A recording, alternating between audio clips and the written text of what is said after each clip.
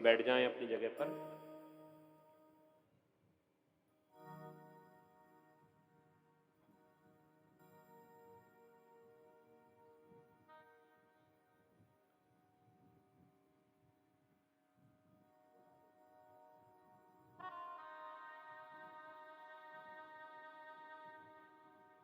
भगवान की बड़ी दिव्य चर्चा हम श्रवण कर रहे थे।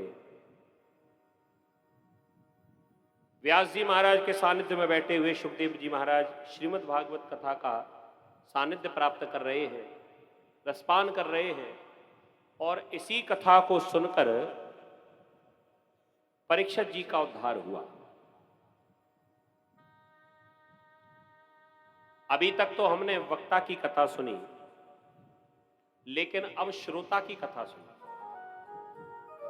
वक्ता हैं सुखदेव जी महाराज। वो कैसे आए, कैसे उनका प्राकट्य हुआ, ये सारी कथाएं अभी हमने सुनी। अब श्रोता का प्राकट्य कैसे हुआ, और इस सुंदर आयोजन में जो हमारे बाहर से अतिथि पधारे, जरा तालियां बजाकर इनका स्वागत करेंगे, जिन्होंने भागवत जी का और सभी का यहां पर स्वागत किया।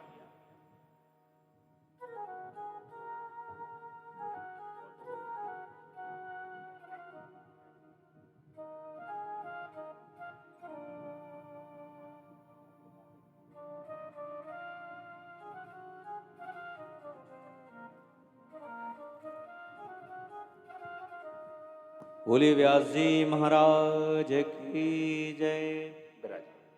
सुखदेव जी महाराज की जय। हमारे अशोक राणा जी सरपंच साहब, बहुत बहुत स्वागत है उनका।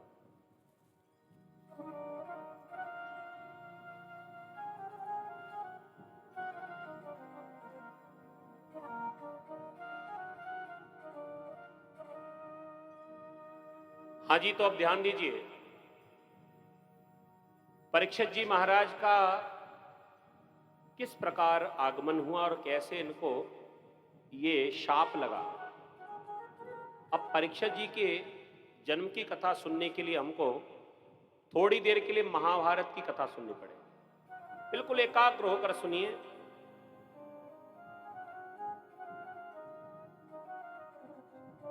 सूत जी महाराज कहते हैं, शौनकादि ऋषि हो, यदा मृदे कौरव संजयाना वीरे स्वथो वीर गतिम गतेषु प्रकोदरा विद्दगदा विमर्श भगनोरुदंडे धृतराष्ट्रपुत्रे। जिस समय महाभारत का युद्ध चल रहा था, बड़े बड़े योद्धा, बड़े बड़े बलशाली इस महाभारत के युद्ध में वीर गति को प्राप्त हुए। वीरे स्वथो वीर गतिम गतेषु।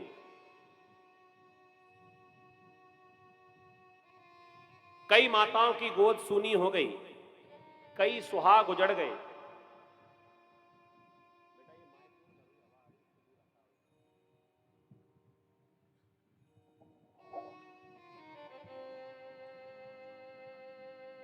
इधर जब दुर्योधन की सेना हारने लगी, भीमसेन ने देखा कि आज दुर्योधन कमजोर पड़ गया। तुरंत भीमसेन ने अपनी गदा को उठाया और प्रहार किया जंघाओं पर, क्योंकि इसे मालूम है कि पूरा शरीर वज्र का है, केवल जंघा इतनी जो जगह है वो जगह कमजोर है। वीरे स्वथो वीर गतिम गतेषु ब्रकोदरा विद्द गदा विमर्श। ब्रकोदर नाम है भीमसेन का, और भीमसेन ने ऐसा प्रहार किया, जो स्थान कमजोर था वहीं प्रहार कर दिया, वहीं से जंघा टूट गई और धराशायी हो गया दुर्योधन।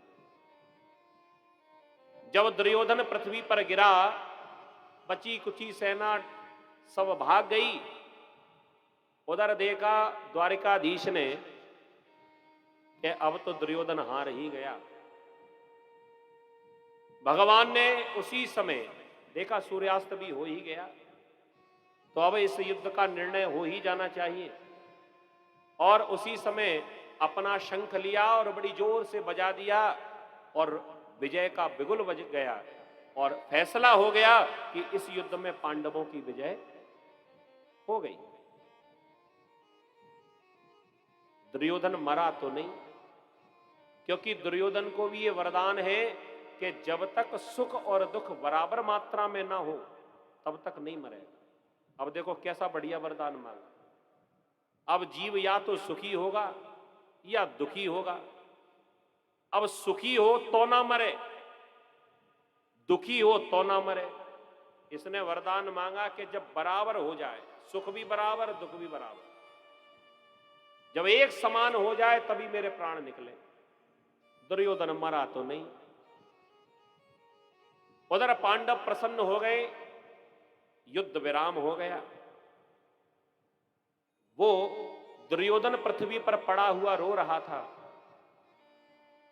दुर्योधन से मिलने के लिए इनके गुरु के पुत्र, द्रोणाचार्य का पुत्र जिसका नाम है अश्वत्थामा, ये अश्वत्थामा मिलने के लिए पहुंचा। अश्वत्थामा ने जाकर दुर्योधन से कहा कि मित्र, इतने बड़े वीर होकर ये रो रहे हो, ये रोना तुमको कोई शोभा देता है? अरे युद्ध में हार जीत तो लगी रहती है, लेकिन वीर अगर इस प्रकार रोने लगे तो वो वीरता का परिचय नहीं है। अरे युद्ध के दो ही परिणाम होंगे, या तो जीतेगा या युद्ध हारेगा। अब इसमें रोने का क्या कारण? रोने की कोई जरूरत नहीं, बंद करो रोना। दुर्योधन ने कहा मित्र, ये तो पूछो मैं रो क्यों रहा हूं?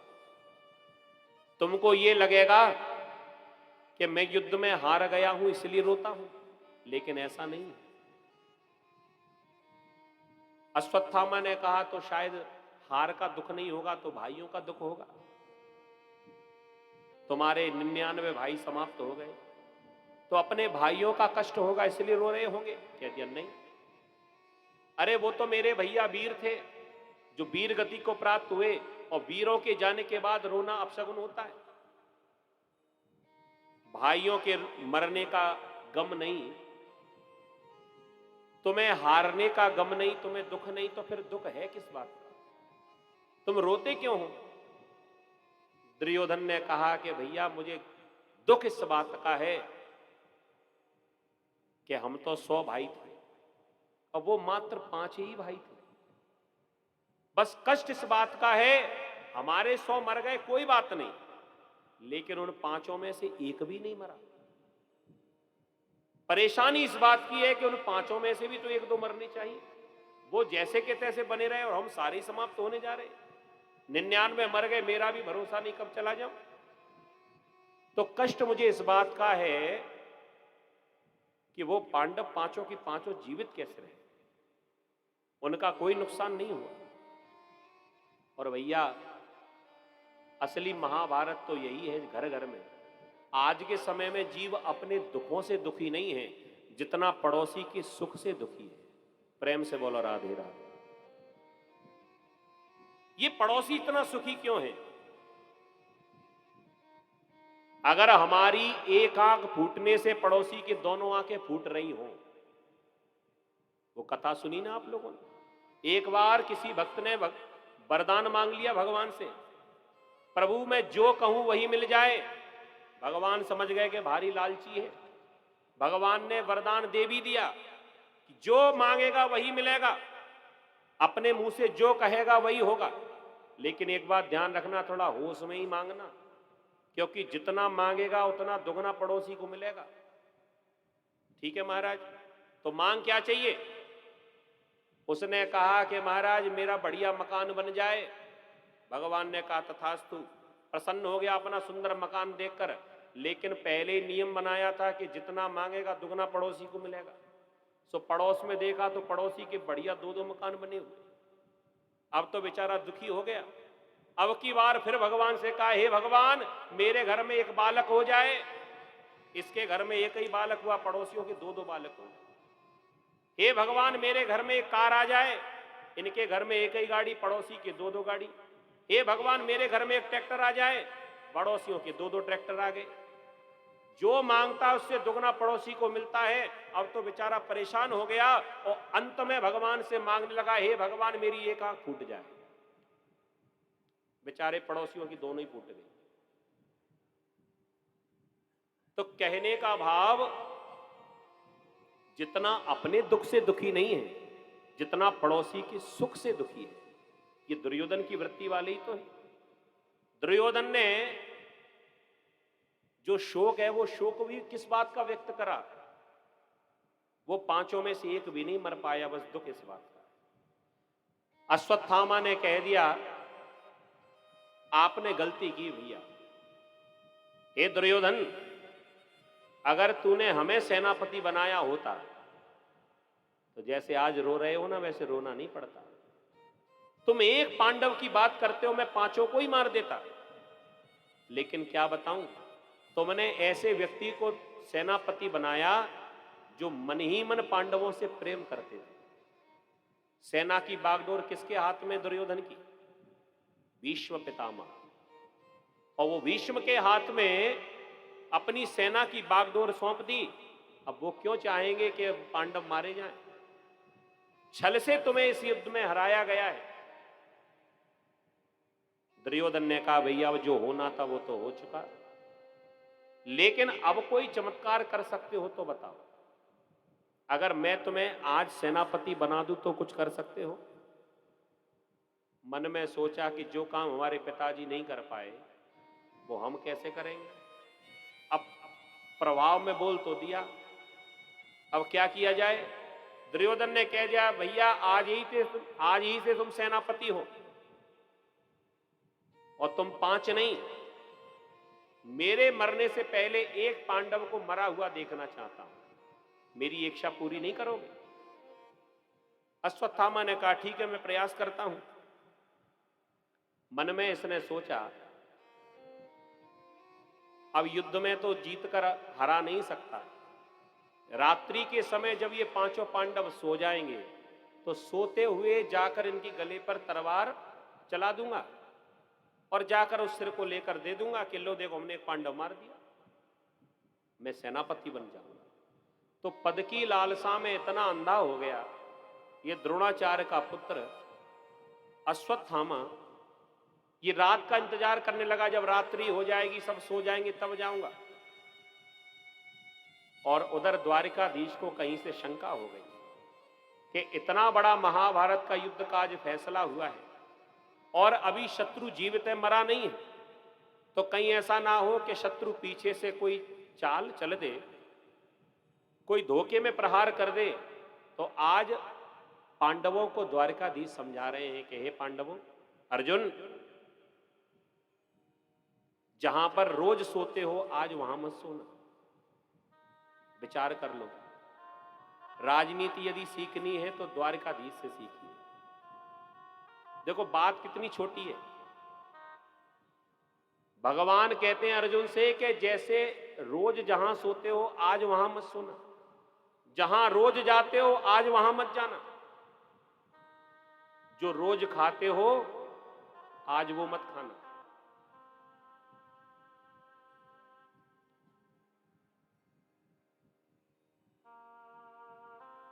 अर्जुन ने बात मान ली और पांचों पांडव भगवान के साथ किसी एकांत क्षेत्र में चले गए।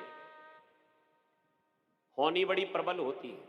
ये पांडवों को तो भगवान ने बचा लिया, लेकिन जिस शिविर में पांडव सोते थे आज संयोगवश द्रौपदी अपने पांचों पुत्रों को लेकर वहीं आ गई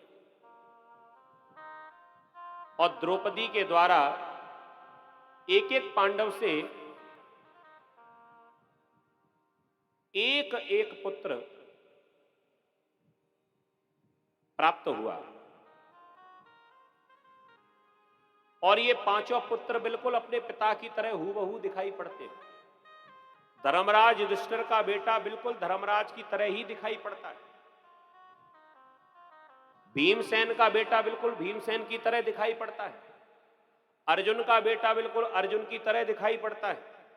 नकुल का बेटा नकुल की तरह और सहदेव का बेटा सहदेव की तरह। एकाएक कोई दूसरा पहचान नहीं सकता। इधर पांचों पांडव तो चले गए द्वारिकाधीश के साथ और द्रौपदी के संग में पांचों बेटा आए। शिविर में जब पांडव ना मिले, सैनिकों से पूछा, सैनिकों ने मना कर दिया, हमें तो कोई सूचना नहीं। लेकिन द्वारकाधीश के संग कहीं चले गए, मालूम नहीं कहां गए। द्रौपदी ने सोचा कि कहीं किसी काम से गए होंगे, लेकिन रात्रि बहुत हो रही है, अब कब तक इंतजार किया जाए।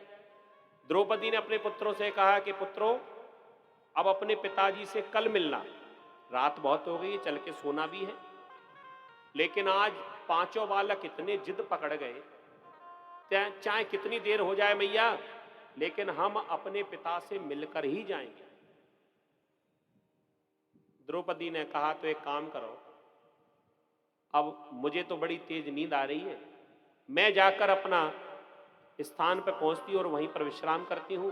बेटा, अब रात में तुम कहां भटकोगे, आज रात्रि तुम अपने पिता के पास ही सो जाओ। इतना कहकर द्रौपदी तो चली गई, उस शिविर में पांचों बालकों को छोड़ गई और पांचों बालक अपने अपने पिता की सैया पर जाकर सो गए। जब अंधेरा था चारों तरफ, ये अश्वत्थामा अपने हाथ में तलवार लेकर आया, इसको लगा के पांडव सो रहे हैं, लेकिन वहां पांडवों की जगह पांडवों के पुत्र सो रहे थे। इसने ज्यादा विचार नहीं किया, ध्यान नहीं दिया और तलवार सीधे गर्दन पर चला दी। पांडवों की जगह उनके छोटे छोटे जो बालक थे, उन पांचों की हत्या कर दी। फिर सोचा, उस दुर्योधन के पास जाऊंगा तो वो सबूत मांगेगा, तो सबूत के तौर पर कुछ तो लेकर चलूं। आज पांचों बालकों की हत्या करके वो पांचों सिर लेकर एक कपड़े में बांध लिए, पोटली बना ली और सीधे पहुंचा जहां पर दुर्योधन लेटा हुआ पड़ा हुआ था। युद्ध भूमि में पहुंचा, व्यक्ति की चाल बता देती है कि काम हुआ कि नहीं हुआ। आज प्रसन्न मुद्रा में चला आ रहा था, दुर्योधन को लगा कि मेरा काम बन गया। चाल ढाल हाव भाव ऐसे दिखाई पड़ रहे हैं कि जिस काम के लिए भेजा था वो काम हो गया। मुख मुद्रा को देखकर कहने लगा दुर्योधन कि भैया, तुम्हारी चाल ढाल तो ऐसी बता रही है कि जिस काम के लिए भेजा था वो काम तुमने कर दिया, बड़े प्रसन्न दिखाई पड़ रहे हो। अश्वत्थामा ने कह दिया, तुमने तो एक ही पांडव मारने की बात कही थी, देख लो मैंने तो पांचों को ही समाप्त कर दिया। और उन पांचों को जो सिर को संग लेकर आया था, उस पोटली को सामने डाल दिया। यकीन नहीं आता तो खोल कर देखो। जैसे ही समाचार सुना बड़ा प्रसन्न हुआ, लेकिन अपनी आंखों से पांडवों को मरा देखना चाहता है तो पोटली को खोला। पोटली को खोलते ही देखा तो और प्रसन्न हो गया, क्योंकि शक्ल तो पांचों की एक जैसी थी, अपने अपने पिता से मिलती जुलती। सो दुर्योधन को भी थोड़े समय को तो भरोसा हो गया कि पांचों पांडव मारे गए, बड़ा प्रसन्न हुआ। लेकिन वरदान था कि उसी क्षण सुख और उसी क्षण दुख एक ही समय में जब बराबर होंगे तो ही मरूं। तो भगवान ने सुख तो दिखा दिया, अब आई दुख की बारी। तो थोड़ी देर में दुर्योधन ने भीमसेन के पुत्र का सिर उठाया। इसको लग रहा था कि भीमसेन का सिर है, सो भीमसेन का सिर उठाकर क्रोध में दबाना चाहता है, बतासी की तरह सिर फूट गया। जो सिर चटक गया, अब दुर्योधन को भरोसा हुआ कि ये पांडवों के सिर नहीं है। अरे भीमसेन इतना बलशाली, 10,000 हाथियों का बल जिसके भीतर है, अपनी सिर की ठोकर से चट्टान को तोड़ने वाला, मरने के बाद उसका सिर इतना कमजोर कैसे पड़ गया जो हाथ में आते आते ही टूट रहा है। मित्र, मुझे तो ऐसा लगता है ये कोई नकली सिर है। कह दिया नकली नहीं, असली है, जरा देखो। 4 और सिर बचे थे, उनको उठाकर देखा, टटोल कर देखा तो पहचान हो गई कि ये पांडवों के सिर नहीं है, ये तो पांडवों की जगह उनके पुत्रों के सिर ले आया। तो उसी क्षण में इन्हें कष्ट हुआ। अब भगवान जो वरदान दिया था, भगवान ने वही समय दिखा दिया। एक ही क्षण के भीतर सुख और दूसरे ही क्षण दुख एक ही समान जब हुआ, प्राणांत हो गया। अश्वत्थामा को लगा कि ये पांडव हमें जीवित नहीं छोड़ेंगे, 5 बालकों की हत्या कर दी। ये भी महल में जाकर कहीं छुप गया। रात्रि में द्रौपदी जब अपने बालकों को सुलाकर आई थी और द्रौपदी प्रातःकाल उठकर अपने पुत्रों को जगाने के लिए आई, चिंता कर रही है कि इतना समय हो गया, सूर्य देवता सिर के ऊपर आ गए, लेकिन अभी तक मेरे लाला सोकर उठे नहीं। लेकिन बेचारी को यह नहीं पता था कि उसके बालक इतनी गहरी नींद सो गए हैं, अब दोबारा जागेंगे नहीं। लेकिन मां की ममता, घर में काम में मन ना लगा, सोचा कि जाकर अपने खुद ही जगा दूंगी। सुलाकर आई हूं तो जगाने भी मैं जाती हूं। द्रौपदी आज आवाज लगा रही है, लाला अरे बेटा देखो ना कितना समय हो गया, तुम अभी तक सो रहे हो। जो ही शिविर में प्रवेश किया तो वहां क्या देखा, रक्त की नदियां बह रही हैं। पांचों के धड़ पड़े रह गए, सिर गायब हो गए। विचार करो, एक मां के सामने जब उनके पुत्र को छोटी कोई थोड़ी सी चोट लग जाती है तो मां का कलेजा निकल पड़ता है। उस मां के हृदय पर क्या बीतेगी जब उसी के आंखों के सामने उनके बालकों की हत्या हो जाए, और ऐसी निर्मम हत्या कि केवल धड़ पड़ा रह गया, सिर तो गायब ही है। बड़ा भारी कष्ट हुआ। ऐसे कष्ट को देखकर द्रौपदी धड़ाम से पृथ्वी पर पहले तो चीख पड़ी और चीखते ही नीचे गिरी। अर्जुन के कानों में जब यह शब्द पड़ा, द्वारकाधीश समझ गए कुछ ना कुछ गड़बड़ हो गई। द्वारकाधीश दौड़े दौड़े आए, अर्जुन दौड़े दौड़े आए, धर्मराज दौड़े दौड़े आए, पांचों पांडव आ गए। जब जाकर देखा पांचों बालक मृत्यु हो चुकी है, रक्त निकल रहा है, सिर गायब है। अर्जुन ने जाकर द्रौपदी को उठाया। जब होश में द्रौपदी आई तो आंखों में आंसू भर भर कर रोने लगी। पहले तो मुंह से बोल नहीं निकल पा रहा था, क्या बोले मां समझ में नहीं आ रहा है। लेकिन अर्जुन ने जब संभाला, क्या हुआ, संभालो अपने आप को। द्रौपदी कहने लगी, स्वामी माता शिशूनां निधनं सुतानां निशम्य घोरं परितप्यमाना तदा रुदुद्वास्पकला कुलांक्षी तां सात्वयन्नाह किरीटमाली। किरीटमाली नाम है अर्जुन का। अपने पुत्रों को याद करके और द्रौपदी रोती हुई कहने लगी, स्वामी मेरे छोटे छोटे बालकों ने किसी का क्या बिगाड़ा हो। अरे न जाने किसने हमारे सोते हुए पुत्रों को ऐसे निर्ममता से उनके गला काट दिया, उनके सिर को यहां से काट कर ले गया, ये धड़ पड़े रह गए। स्वामी अब मैं इन धड़ों को लेकर क्या करूं। अरे मुझे मालूम नहीं था कि जिन हाथों से रात्रि में सुलाकर गई हूं, प्रातः काल मुझे इस अवस्था में मेरे बालक मिलेंगे। मैं सच कहती हूं, मैं अपने बालकों को रात में सुलाती ही नहीं। बहुत सा शोक होने लगा, सभी रोने लगे। मां की क्या स्थिति होगी ये बताने की आवश्यकता नहीं है। थोड़ी देर के लिए किसी मां का पुत्र दूर हो जाए ना, उस मां का मन घर में नहीं लगता जी।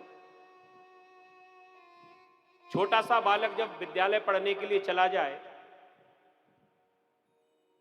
पहली बार जब स्कूल जाता है छोटा सा बालक, उस मां से पूछो कि उसकी क्या स्थिति होती है। जब तक वो वापस लौटकर घर ना आ जाए तब तक मां का मन घर में नहीं लगता। घर में रहते हुए उसका मन उसके बालक के पास, पुत्र के पास होता है। भोजन बना हुआ रखा है लेकिन खा नहीं सकती, क्योंकि उसे ये चिंता है कि मेरे बेटे ने कुछ खाया होगा कि नहीं। और स्कूल की गाड़ी जब वापस आती है ना, 12 बजे का समय हो गाड़ी वापस आने का, और कहीं गलती से 12:30 बज जाए, बैरियल पर थोड़ा सा जाम लग जाए और गाड़ी को वापस आने में थोड़ा सा समय लग जाए, तो वो थोड़ा सा समय कितनी मुश्किल से बीतता उस मां से जाकर पूछो। और आज द्रौपदी के मन में कितना कष्ट होगा और किस प्रकार बिलक बिलक कर द्रौपदी रो रही होगी। आप यही से अंदाजा लगा लीजिए कि उसके 5 बालक अरे विद्यालय गया हुआ बेटा तो वापस भी आ जाता है, नौकरी पर गया हुआ बेटा वापस आ जाता है, पढ़ने जाने वाला बालक वापस भी लौट कर आ जाता है, लेकिन जिसकी मृत्यु हुई हो जाए, अब वो मरा हुआ बालक वापस कैसे आए? जब रो रही थी, अर्जुन से रहा नहीं गया और अर्जुन ने द्रौपदी को चुप कराते हुए कहा, द्रौपदी शांत हो जाओ, मैं तेरे मरे हुए बालकों को वापस तो नहीं ला सकता, लेकिन मैं प्रतिज्ञा करता हूं कि जिस हत्यारे ने तेरे बालकों की हत्या की है, मैं उसे छोड़ूंगा नहीं, मैं अभी उसे तेरे सामने लेकर आता। अर्जुन ने ध्यान लगाते हुए जो ही दिव्य दृष्टि से देखा कि यह कार्य किया किसने, तो इन्हीं के गुरुजी द्रोणाचार्य, उन्हीं का बेटा अश्वत्थामा, जिसने ये कृत्य किया था। अपने गुरु का चित्रपट जब मन में ध्यान आया, जब ध्यान में वो चित्र दिखाई देने लगा, बड़ा कष्ट हुआ। अरे राम राम राम, अरे तुम तो हमारे गुरु के पुत्र थे, और गुरु का पुत्र तो गुरु के बराबर ही होता है, लेकिन संसार के गुरु जो होते हैं वो अपने चेले का कल्याण करने की इच्छा रखते हैं, लेकिन तुम्हारे जैसा गुरु पुत्र जिसने अपने चेले का घर ही बर्बाद कर दिया, पुत्रों की हत्या कर दी, मैं तुम्हें जीवित नहीं छोड़ूंगा। द्वारिकाधीश को आदेश दिया, हे द्वारिकानाथ, जल्दी रथ बाहर निकालो। भगवान ने रथ बाहर निकाला, अर्जुन रथ पर सवार हुए और जो ही महल की तरफ रथ बढ़ाया, उधर अश्वत्थामा को पता चला कि द्वारिकाधीश का रथ आ रहा है। अपने प्राण बचाकर अश्वत्थामा भागने लगा। अब कितना भागता, जिस रथ को भगवान स्वयं ही चला रहे हो, वहां से कब तक भाग सकता है, सोचो। आगे आगे अश्वत्थामा, पीछे पीछे भगवान का रथ। अश्वत्थामा को लगा कि अब मैं जीवित नहीं बचूंगा, सो आज अपने प्राणों की रक्षा के लिए अश्वत्थामा ने ब्रह्मास्त्र चला दिया, और जो ब्रह्मास्त्र अर्जुन को मारने के लिए बढ़ा, अब अर्जुन घबराए और अर्जुन ने तुरंत भगवान से प्रार्थना करी, कृष्ण कृष्ण महाबाहो भक्तानां भयंकर त्वमेको दय्यमानना अपवर्गोऽसि संसृते। हे कृष्ण कृष्ण महाभाव, मेरी रक्षा करो, इस ब्रह्मास्त्र से मुझे बचाओ। द्वारिकाधीश ने कहा कि अर्जुन, अरे इतना बड़ा युद्ध तुमने जीत लिया, लेकिन ब्रह्मास्त्र से इतना घबरा गए, क्या तुम सामना नहीं कर सकते? हाथ जोड़कर अर्जुन ने कहा कि हे श्याम सुंदर, सारे संसार से तो जीत सकता हूं, लेकिन ब्रह्म से कैसे जीतूंगा?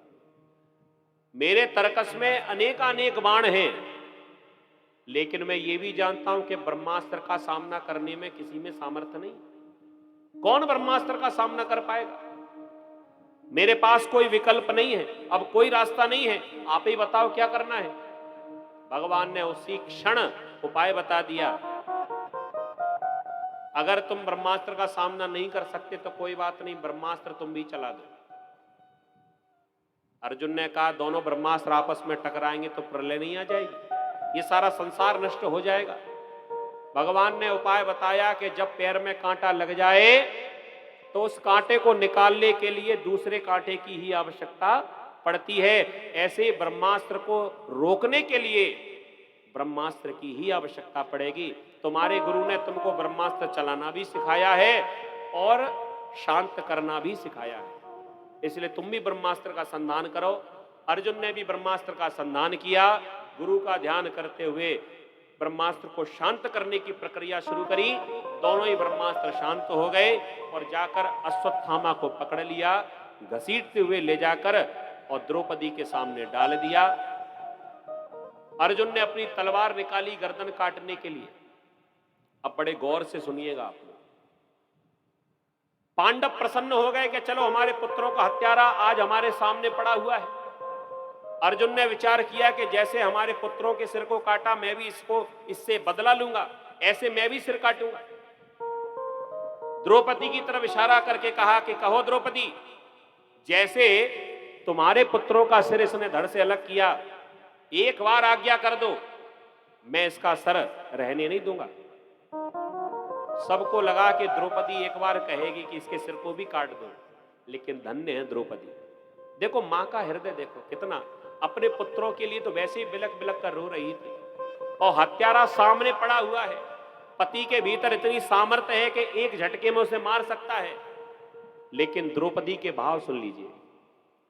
जब अर्जुन सिर काटने के लिए बढ़ने लगे तो द्रौपदी ने स्वयं ने आकर हाथ रोक लिया और रास्ता रोककर खड़ी हो गई और हाथ जोड़कर कहती है, स्वामी इसे मत मारो, इसे छोड़ दो, इसे जाने दो।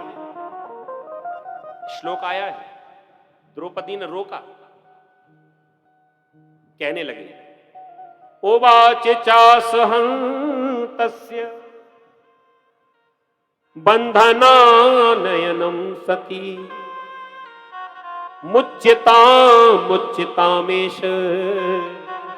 ब्राह्मणो नितराम। मुच्यतामेष, मैं आपकी पत्नी हूं, आप मेरे स्वामी हो, आप जो कहोगे आपकी आज्ञा का पालन होगा।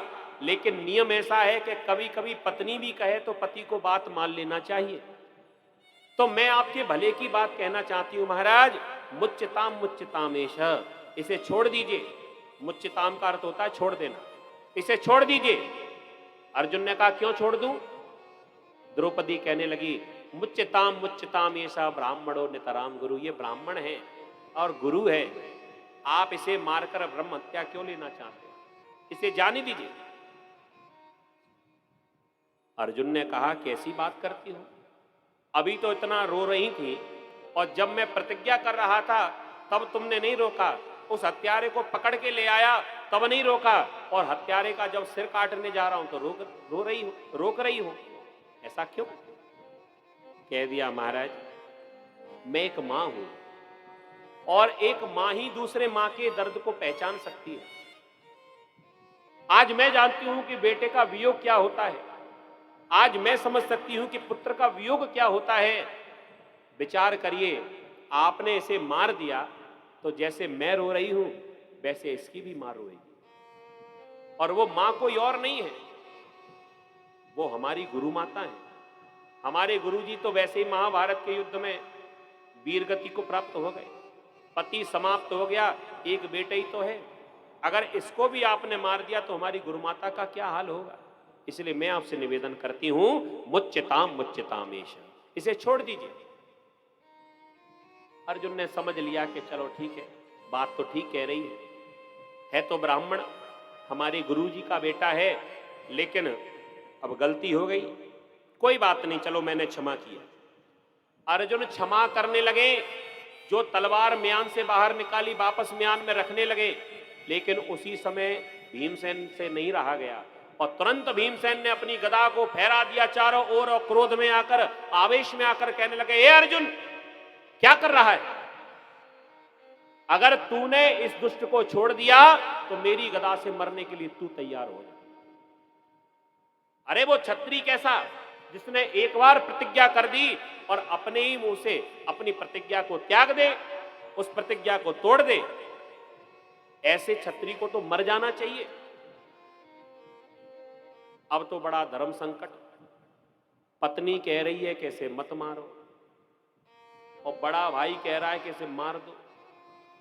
अब अर्जुन के सामने दो रास्ते, अब जाए तो कहां जाए? पत्नी की बात माने तो भैया बुरा माने, भैया की बात मान ले तो पत्नी बुरा माने, अब करे तो करे क्या?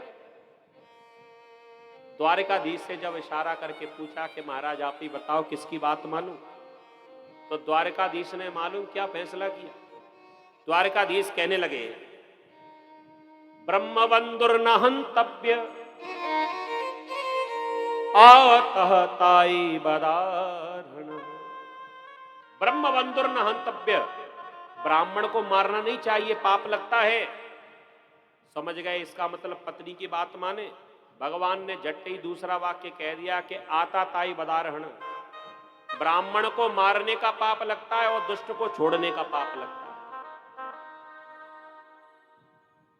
अब तो अर्जुन की समझ में भी ना आया कि ये फैसला हो कहां रहा।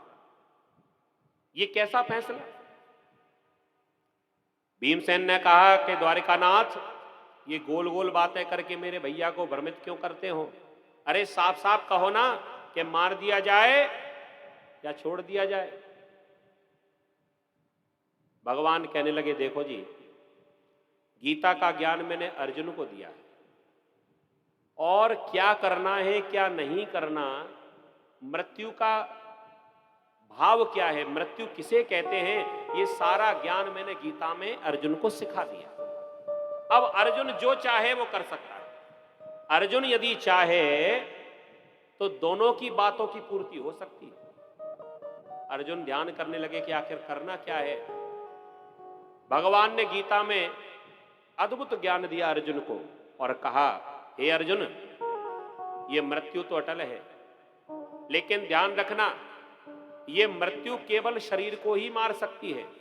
आत्मा न कभी मरती है न कभी जन्म लेती है। मरता ये शरीर है और जन्म भी शरीर ही लेता है। आत्मा को कोई शस्त्र काट नहीं सकता, आत्मा को जल गीला नहीं कर सकती, आत्मा को अग्नि जला नहीं सकती। अगर इसको मार भी दिया जाएगा, इससे आत्मा का कोई संबंध नहीं है। भगवान ने माथे की तरफ इशारा कर दिया, इसकी असली मृत्यु तो यही है। अर्थात भगवान ये बतलाना चाहते हैं कि ये ब्राह्मण है, अगर इसको शरीर से मार दिया तो पाप लगेगा। एक काम करो, इसे मारना भी ना पड़े और इसकी मृत्यु भी हो जाए तो बीच का रास्ता बता दिया। ब्राह्मण की मृत्यु कब होती है? अगर शरीर मर जाए वो मृत्यु नहीं कहलाती। मरा हुआ ब्राह्मण वो नहीं जिसकी मृत्यु हो जाए। ब्राह्मण की मृत्यु तब होती है जब भरी सभा में किसी ब्राह्मण का अपमान हो जाए। ब्राह्मण के प्राण सम्मान में बसे हुए और सम्मान ही चला गया तो वो ब्राह्मण तो मरे के समान है। समाज जब ब्राह्मण का सम्मान करना बंद कर दे, बताओ वो ब्राह्मण जीवित है कि मरा हुआ है? ये समाज जब ब्राह्मण का सम्मान करता, उसी से तो ब्राह्मण तुष्ट है। भगवान ने कह दिया, सुनो, इसका जो सम्मान है, इस सम्मान को यदि छीन लिया तो ये मरे के ही बराबर। और वो मणि इसके माथे पर लगी हुई है जो सम्मान का सूचक है। अगर ये मणि अगर तुमने हरण कर ली तो ये मरे के ही बराबर। इसे मारना भी नहीं पड़ेगा और ये मरे के समान भी हो जाएगा। अर्जुन ने जाकर बाण की नोक से उस मणि को कुरेद लिया, खोद लिया और तलवार जो निकाली सी उससे गर्दन तो नहीं काटी, सिर का मुंडन कर दिया और धक्का देकर वहां से समाज से ही बर्खास्त कर दिया, समाज से ही अलग कर दिया। भगवान ने कृपा कर दी, अश्वत्थामा को बचा तो लिया। दूसरा भाव ये भी है कि भगवान ने ऐसा इसलिए कहा क्योंकि अश्वत्थामा अजर अमर है, वो मरेगा नहीं। अब वो पहले से ही अमर है और अर्जुन भगवान के भक्त हैं। कहीं इन्होंने अपना प्रहार किया और वो ना मरा तो अर्जुन की महिमा चली जाएगी, इसलिए भगवान ने बीच का रास्ता दिखा दिया। लेकिन इस दुष्ट ने दुष्टता नहीं छोड़ी। भगवान ने जैसे तैसे इसके प्राण बचा दिए, लेकिन इसने फिर भी नहीं, अभी तक अपनी दुष्टता को नहीं छोड़ा और मन में सोच रहा है कि अर्जुन, तुमने मेरा बड़ा अपमान किया, लेकिन मैं तुम्हें छोड़ूंगा नहीं। अभी तो 5 को ही मारा है, अभी एक और है जो अभी पैदा होने वाला है। अगर उसको भी मार दिया तो ये पूरा कुल ही नष्ट हो जाएगा। ब्राह्मण था, जानता था और विद्वान भी है। और वो कौन है जिसका अभी जन्म नहीं हुआ? अभिमन्यु की पत्नी उत्तरा जिसका नाम था। अभिमन्यु, इनकी पत्नी जिनका उत्तरा नाम था, ये गर्भवती थी। अभिमन्यु तो महाभारत के युद्ध में समाप्त हो गया, लेकिन पत्नी गर्भवती है, ये बात अश्वत्थामा को मालूम। सोचा कि इसका गर्भ नष्ट कर दूं तो ये पांडवों का कुल ही समाप्त हो जाए। उधर तो भगवान द्वारिकाधीश द्वारिका जाने की तैयारी कर रहे हैं। मैया कुंती ने आकर प्रार्थना करी, भगवान द्वारका जाने की तैयारी कर रहे हैं और उधर सामने से सुभद्रा दौड़ी दौड़ी आई, क्योंकि उस दुष्ट ने फिर से ब्रह्मास्त्र का संधान कर दिया। ये उत्तरा के गर्व को नष्ट करना चाहता है। उत्तरा ने देखा कि ये ब्रह्मास्त्र मेरी ओर बढ़ रहा है, अब तो संसार में मुझे कोई बचाने वाला नहीं है, केवल द्वारकाधीश ही मुझे बचा सकते हैं। तो उत्तरा दौड़ी दौड़ी द्वारकाधीश के पास पहुंची, महाराज मुझे बचा लीजिए। पाही पाही महायोगी देव देव जगतपते नान्यम तद्वयम पश्ये यत्र मृत्यु परस्परम। देखा अचानक सामने अबला चली है आ रही, अभिमन्यु भार्या उत्तरा मन में अधिक अकुला रही, मन में अधिक घबरा रही। घबरा कर पूछने लगी, महाराज मेरी रक्षा करोगे कि नहीं? भगवान ने कहा, तुम्हें क्या हुआ? कह दिया, ये ब्रह्मास्त्र मेरे गर्व को नष्ट करना चाहता है, जरा मेरी रक्षा करो। मुझे मेरे मरने की चिंता नहीं है। नान्यम तद्वयम पश्ये यत्र मृत्यु परस्परम। मैंने अपने आंखों से बड़े बड़े योद्धाओं को हारते देखा है, बड़े बड़े वीरों को मरते देखा है, और मैं ये भी जानती हूं कि मृत्यु सत्य है, मृत्यु अटल है, एक दिन मुझे भी मरना पड़ेगा। लेकिन महाराज मैं अभी मरना नहीं चाहता। क्यों? क्योंकि मेरे गर्भ में अभी एक बालक पल रहा है। अगर मैं मारी गई तो ये बालक भी समाप्त हो जाएगा, और इस बालक के समाप्त होते ही ये कुल भी समाप्त हो जाएगा, फिर कोई और आस नहीं। भगवान ने कहा, मैं तुम्हारी रक्षा तो करता, लेकिन तुम्हारा और मेरा संबंध है वो कुछ अलग है। अब आप लोगों को यह मालूम होगा उत्तरा का और भगवान का संबंध क्या है। भगवान के सगे भांजे हैं अभिमन्यु, भगवान की बहन सुभद्रा, अर्जुन के संग में जिनका विवाह हुआ, और उनके अभिमन्यु हुए, और अभिमन्यु की पत्नी माने भांजे की पत्नी बहू हुई। और आज जो ब्रह्मास्त्र का संधान किया है वो भी गर्भ के ऊपर किया। अब भगवान मन में सोचने लगे, तू मेरी बहू, मैं तुम्हारा ससुर, पर्दा इतना बड़ा, मर्यादा इतनी बड़ी, मैं तुम्हारे गर्भ की रक्षा करूं तो करूं कैसे? हाथ जोड़कर कह दिया, महाराज सारा संसार आप ही का बनाया हुआ, ये सारे संसार को बनाने वाले आप ही हो। अब महाराज संसार से तो पर्दा हो सकता है, ये संसारी भाव हो सकता है कि मैं तुम्हारी बहू हूं, आप मेरे ससुर जी हो, लेकिन महाराज वैसे देखा जाए तो भगवान से कोई पर्दा कर सकता है क्या? विचार करिए, भगवान से कभी कोई पर्दा नहीं कर सकता। तुलसी सीता नाथ से मत कर कपट स्नेह, तुलसी सीता नाथ से मत कर कपट स्नेह, और क्या पर्दा भरतार से जिन देखी सब देह। सारे संसार के भरतार तो भगवान ही हैं, तो महाराज मेरी रक्षा तो आपको करनी पड़ेगी। फिर भी भगवान की भगवत्ता देखिए, भगवान ने कहा कि उत्तरा तुम एक काम करो, हो सकता है तुम्हें संकोच होगा, मुझे भी संकोच होगा, थोड़ी देर के लिए तुम ये सास और ससुर और बहू का रिश्ता इसे भूल जाओ। तुम तो ये समझो कि मैं तुम्हारा बेटा और तुम मेरी मां, क्योंकि अभी तक संबंध था बहू का और ससुर का, क्योंकि भगवान के सगे भांजे और भांजे की बहू, भांजे की पत्नी, तो भगवान हो गए अपने यहां कहते ना ममिया ससुर, तो भगवान तो मामा ससुर हैं। तो भगवान ने कहा कि अब रिश्ता बदलने वाला है। देखो कैसी सुंदर चर्चा है कथा की। अब रिश्ता बदलने वाला है, क्योंकि भले ही मैं तुम्हारा ससुर हूं, अब मैं तुम्हारे गर्भ में प्रवेश करूंगा। देखो जहां पर परेशानी है ऑपरेशन वहीं करना पड़ेगा, और गर्भ के ऊपर जब प्रहार हुआ तो भगवान को गर्भ के भीतर जाना पड़ेगा। तो जब मैं तुम्हारे गर्भ के भीतर जाऊंगा तो वैसे ही संबंध बदल जाएगा, तुम मेरी मां बन जाओगी, मैं तुम्हारा बेटा बन जाऊंगा। तो तुम ये मन में भाव बनाओ कि मैं तुम्हारा पुत्र और तुम मेरी मां। जैसे ही भगवान के प्रति मातृभाव लेकर आई उत्तरा, और भगवान तुरंत ही छोटा सा रूप लेकर प्रकट हो गए। सूत जी महाराज कहते हैं बिल्कुल अंगूठे के बराबर छोटे से बन गए भगवान, और सूक्ष्म रूप लेकर सीधे उत्तरा के गर्भ में प्रवेश किया। वैसे भगवान कभी गर्भ में नहीं जाते। अपनी मैया कौशल्या के गर्भ में भगवान नहीं गए, अपनी मैया देवकी के गर्भ में भगवान नहीं गए, और तो और जब भगवान वामन बन के जब प्रकट हुए तो भगवान अपनी मैया अदिति के गर्भ में नहीं गए। लेकिन धन्य है प्रभु, भगत के वश में है भगवान।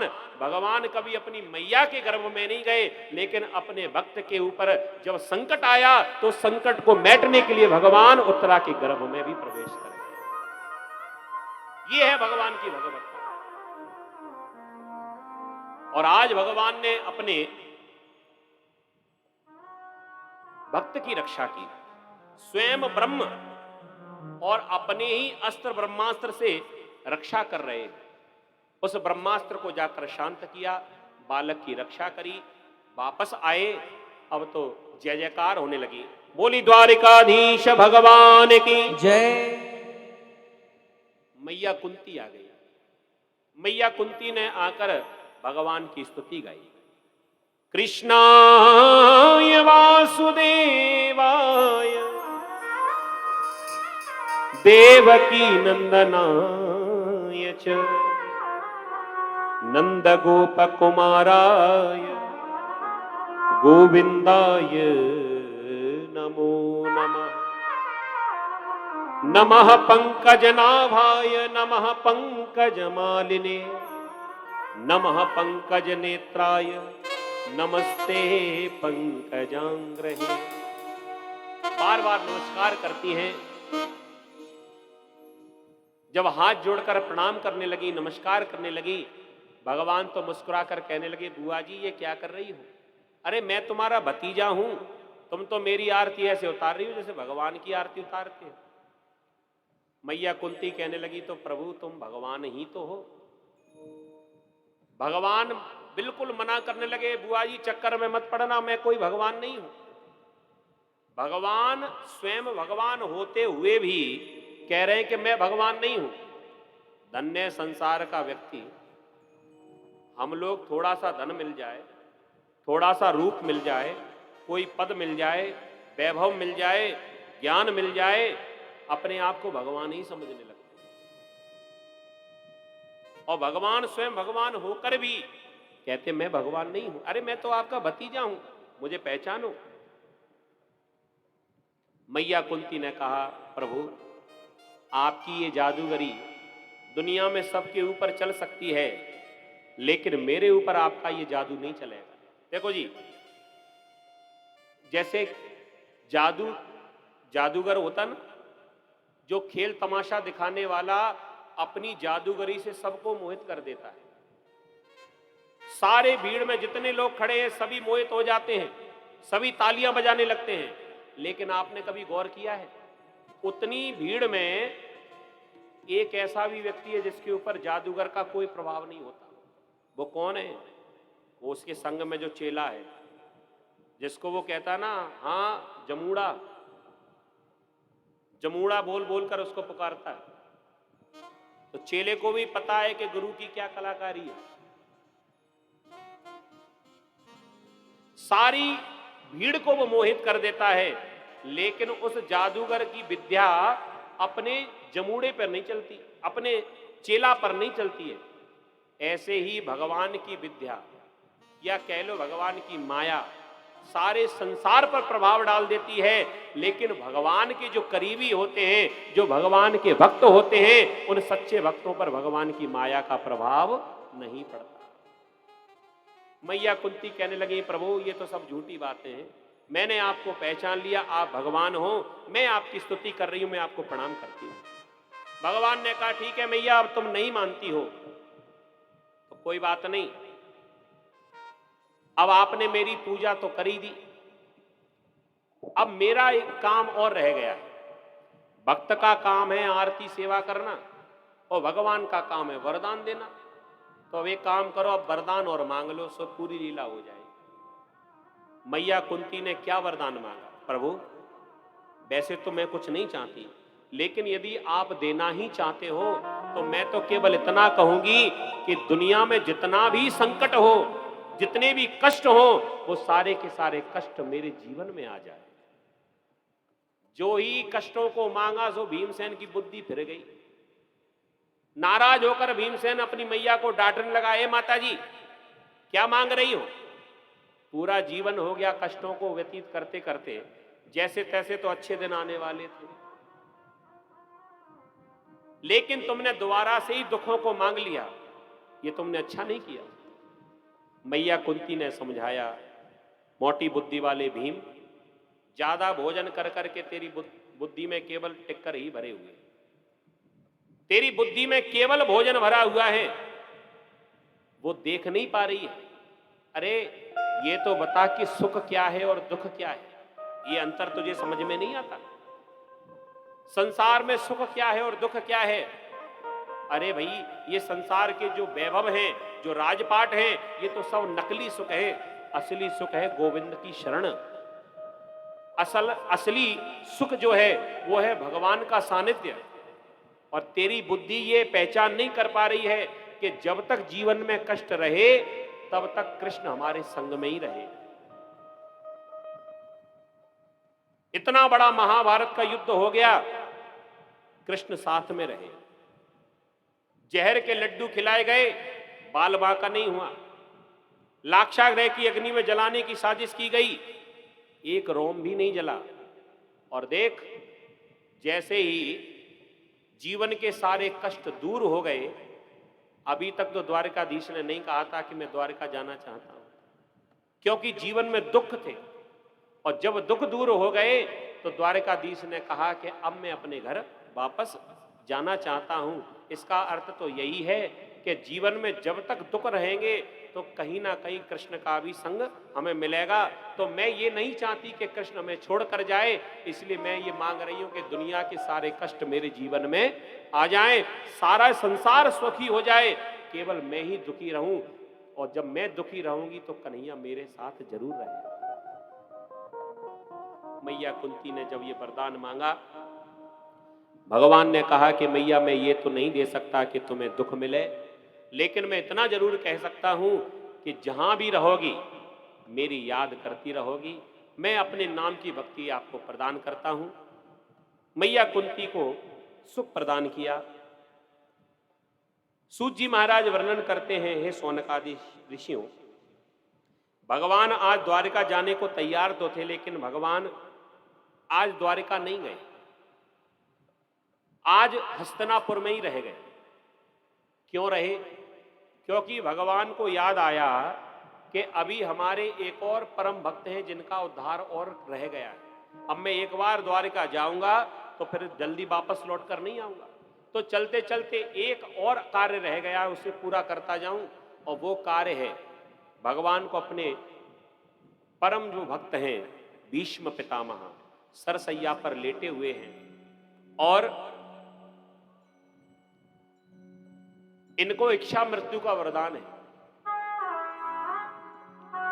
इच्छा मृत्यु ऐसी कि जब इनकी इच्छा होगी तभी प्राण निकलेंगे। बहुत दिन बीत गए, अर्जुन ने इतने बाण चलाए इनके ऊपर कि पूरे शरीर में बाण ही बाण लगे हुए हैं। माने जैसे बिस्तर बिछा दिया हो, ऐसे बाणों की सैया पर लेटे हुए, और अभी प्राण नहीं छूटे, क्योंकि मरते मरते एक आस है इनको कि हमें कृष्ण का दर्शन हो जाए। तो आज भगवान ने भक्त की इच्छा को पूर्ण किया, और जहां पर युद्ध भूमि में भीष्म पितामह सरसैया पर लेटे हुए हैं, भगवान पांडवों को संग लेकर, द्रौपदी को संग लेकर सीधे पहुंच गए। पांचों पांडव सामने खड़े हैं। धर्मराज युधिष्ठिर से जाकर कह दिया कि तुम अब नए नए राजा बने हो, तुम्हें अभी राजनीति का ज्यादा ज्ञान नहीं है, तो राजनीति का ज्ञान भीष्म बाबा को बहुत है, तो तुम जाकर उनसे कुछ सीख लो। इस राज्य को चलाने के दाव पेच क्या है, जाकर उनसे सीखो।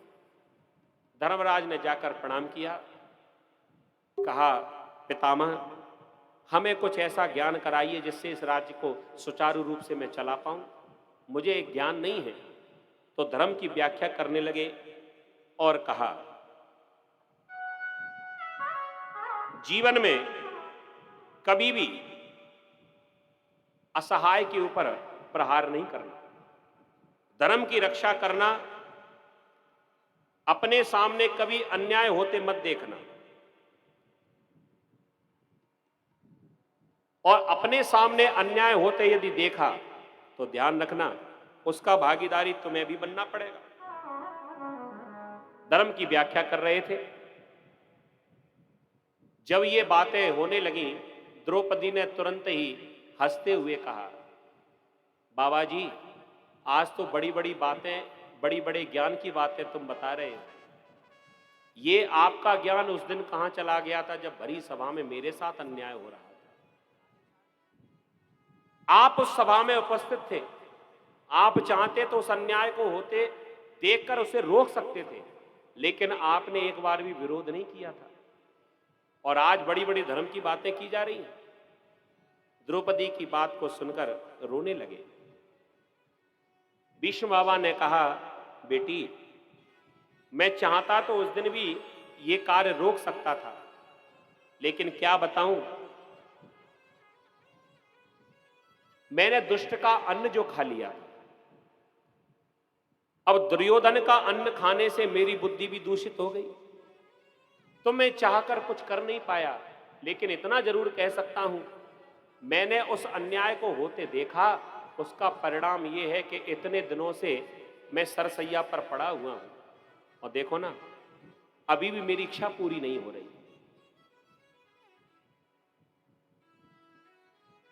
क्षमा मांगने लगे, लेकिन इनकी इच्छा है कि आखिरी समय कृष्ण का दर्शन हो।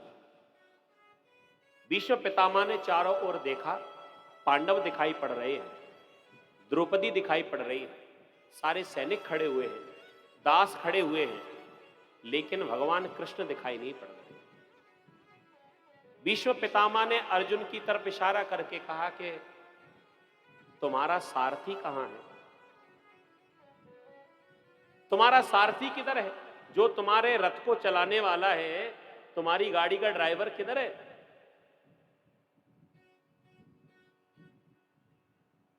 जो भगवान का नाम लिया सो भगवान आज पांडवों के पीछे खड़े हुए थे।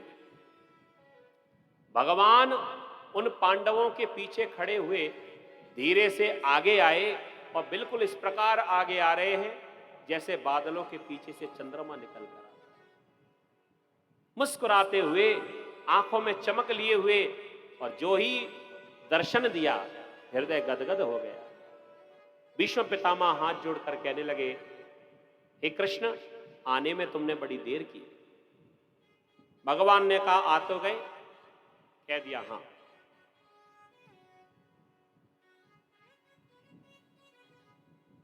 मैं ये चाहता हूं कि जिस छवि को मैंने अपने मन में धारण कर रखा है, उस छवि में मुझे दर्शन दीजिए। अब भगवान ने पूछा, ऐसी कौन सी छवि आपने अपने मन में धारण कर रखी है? आप तो बताइए। कह दिया, प्रभु, जिस समय महाभारत के युद्ध में आपको जब क्रोध आ गया था और आप मुझे मारने के लिए दौड़े थे, रथ का पहिया लेकर मुझे मारने आए थे, उस छवि को मैंने अपने हृदय में धारण कर लिया। किसी ने पूछा, हमने तो ये सुना है कि भगवान ने प्रतिज्ञा कर ली थी कि मैं युद्ध कभी करूंगा ही नहीं। महाभारत में, महाभारत के युद्ध जब तक चलेगा तब तक अपने हाथ में हथियार नहीं उठाऊंगा, अस्त्र शस्त्र नहीं उठाऊंगा। तो ये कथा कब की है कि जब भगवान रथ का पहिया लेकर दौड़े और अपने भक्तों के ऊपर जो कृपा करने वाले हैं, अपने भक्त को ही मारने दौड़े। ऐसा कब हुआ? तो बड़ा अच्छा भाव सुनाया संत ने। जब महाभारत का युद्ध चल रहा था, उस युद्ध में बहुत समय बीत गया, लगभग 9-10 दिन बीत गए, और एक भी पांडव जब नहीं मरा तो किसी गुप्तचर ने जाकर दुर्योधन के कान भर दिए। हमें तो ऐसा लगता है कि सेनापति जी गड़बड़ कर रहे हैं। अरे ये चाहे तो एक एक बाण से एक एक पांडव को मारा जा सकता है, लेकिन ये पांडवों को मारना ही नहीं चाहते। दुर्योधन को क्रोध आया और रात्रि के समय बाबा से अनर्गल भाषण करने लगा, तमाम बातें कह डाली। बाबा जी, खाते हमारी हो, बजाते उन पांडवों की हो।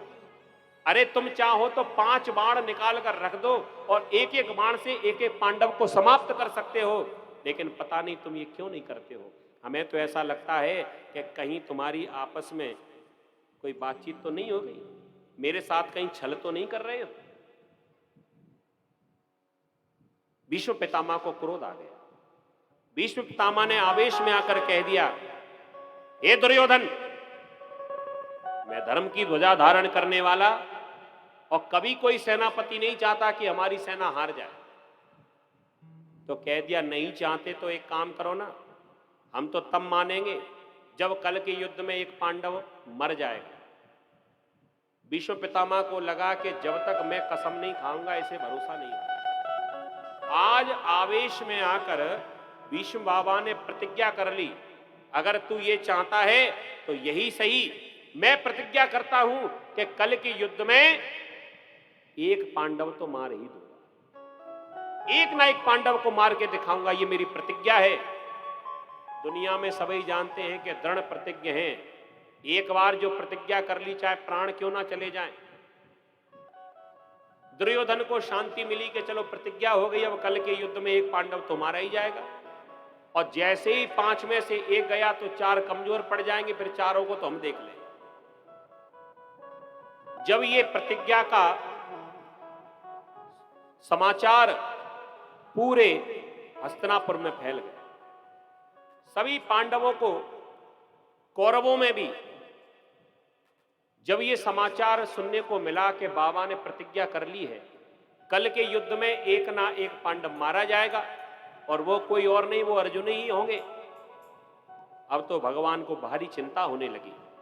अर्धरात्रि का समय था, भगवान पांडवों से मिलने के लिए पहुंचे तो वहां क्या देखते हैं कि 5 पांडव तो खर्राटे भरकर सो रहे थे।